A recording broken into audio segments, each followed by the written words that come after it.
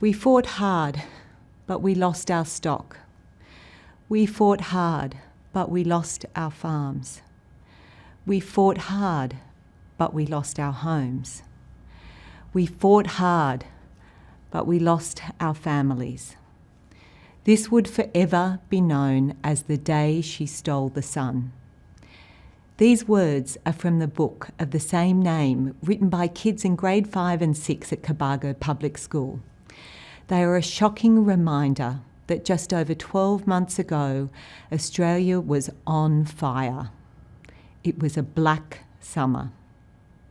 Do you know the extent of the losses? In New South Wales alone, 26 lives were lost. 2,448 homes were destroyed and 5.5 million hectares of land was burnt. And this is just the physical toll.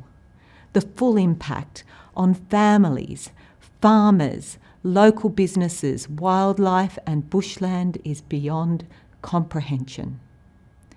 Can you imagine what it felt like to be a child? Countless evacuations. You're alone, separated from your parents and loved ones because they're fighting the fires. You're worried that you're going to lose your home, your pets, and your favourite toy. For many, this happened. Just imagine the overwhelming emotions, but not having the words to express your feelings. Listening to adult conversations about loss, grief, recovery, and rebuilding, but not being included in those conversations. How would this feel? Lockie was 10 when the fires hit. They burnt right around his home. He and his siblings were evacuated, whilst his parents stayed behind to fight the fires. The family was eventually reunited. Once they returned home, they were relieved to discover that their house was not burnt, but it was full of smoke and they were without electricity for days. Thick smoke lingered for weeks and they could not go outside. Lockie was traumatised and frightened by this experience. Lockie did not talk when the bushfires happened. Lockie didn't talk for a month after the bushfires. When the rain came in February, he came out of his room and he asked his mum, "Are we safe now? Have the fires gone?" Mental health disorders are not immediately evident following exposure to bushfire. Rather, symptoms can appear 8 to 26 months. Yes, that's right, that's over 2 years after the event. Experiencing a disaster of this nature can have a devastating long-term impact on a child's emotional well-being and development. And the bushfire disaster has unearthed pre-existing concerns and delays, which is making it especially difficult for those children to cope with the disaster. We believe that children's voices need to be heard. Children need to be remembered and supported in the recovery process. This is what our bushfire recovery program is doing. Royal Far West has been working with more than 33 communities since March 2020. So far, we have supported 25 schools, 11 preschools, over 3,000 children and over 1,200 adults. So what supports have communities been asking for? Well, every community is different, and for this reason, they want choice and flexibility, and they know best what support is needed. Our team of expert clinicians, psychologists, speech pathologists, occupational therapists and social workers are working creatively and collaboratively with bushfire-affected communities to support children, parents and teachers.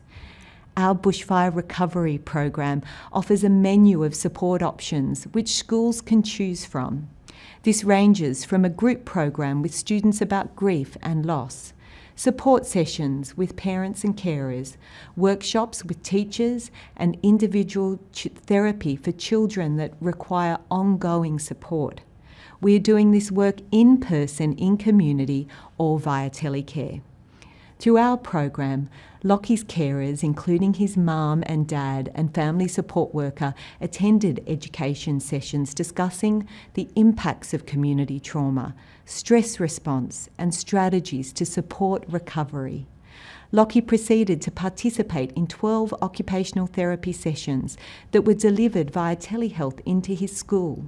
A carer attended each session and strategies trialled were explained to the carers. Enjoyable activities were recommended to complete at home to support Lockie's recovery. One session was completed face-to-face during a community visit. Collaboration with Lockie's school included recommendations to best support his recovery and behaviour. The feedback from Lockie's school and parents has been overwhelmingly positive. Do you think natural disasters will happen again? Well, look what's happening right now. So yes, impacted communities need to prepare for future disasters. Our bushfire recovery program is providing something very special to many bushfire-affected communities. Early findings are showing that children can understand now that their reactions are normal. As one child put it, "My feelings matter." Develop skills for coping, problem-solving and decision-making, with one child saying, "I know what I can do now when I'm feeling worried." Finally, the program is helping to rebuild support networks in families, schools and communities. But sadly, some children will have ongoing mental health concerns due to the bushfires. But with your help, you can give every child a chance to grow and thrive. Without your help, come June this year, our bushfire recovery program will end. Imagine what the ramifications of deserting these communities after bushfires and COVID.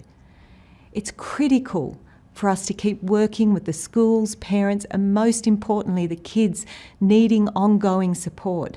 With your help, we can continue this life-changing support. For every $925, you can give a child like Lockie and many others a chance to recover. For $5,000, you can help a child who needs long-term support and therapy to avoid lifelong impacts of this disaster. Please, please don't let the kids be forgotten.